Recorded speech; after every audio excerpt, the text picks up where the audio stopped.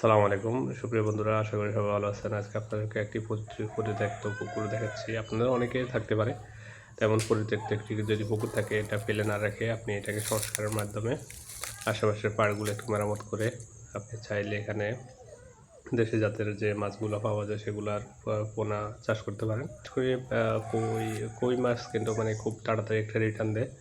আপনার ইনভেস্টের ক্ষেত্রে টাকাটা যত তাড়াতাড়ি রিটার্ন পাওয়া যায় ততই ভালো। এখান থেকে আপনি টাকা রিটার্ন নিয়ে রিইনভেস্ট করলে এটা সবচেয়ে লাভজনক।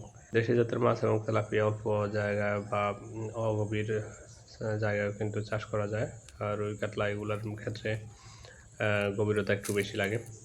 তো এক্ষেত্রে আসলে যে কোনো খামারের ক্ষেত্রে বা চাষের ক্ষেত্রে আপনার খাবার খরচটা একটু বেশি যায়।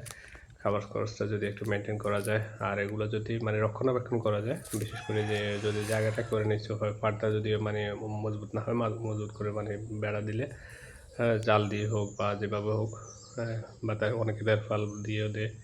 তো যেভাবে মজবুত করে যেখান থেকে মাছ বেরিয়ে যেতে না পারে বর্ষাকালে, বন্যার সময় আগে থেকে সতর্ক থাকলে সব কিছুতে যদি সুন্দরভাবে আপনি মেরামত করেন তো সম্ভব আপনার ফেলে পড়ে থাকা যে জায়গাটা অনুর্বর জমিটা সেখান থেকেও কিছু আয়ের উৎস বের করা সম্ভব।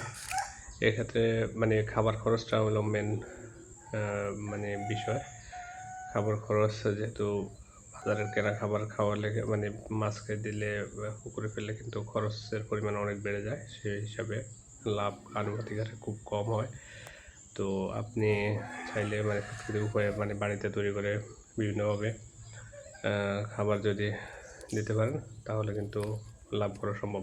এছাড়া খাবার খরচ কমানোর জন্য আপনি চাইলে পুকুর পাড়ে একটা হাঁস মুরগির শেড করে দিলে সেখান থেকে হাঁস মুরগির বিষ্ঠাগুলো মাছ খেয়ে নিতে পারবে, মাছের খাদ্য হবে।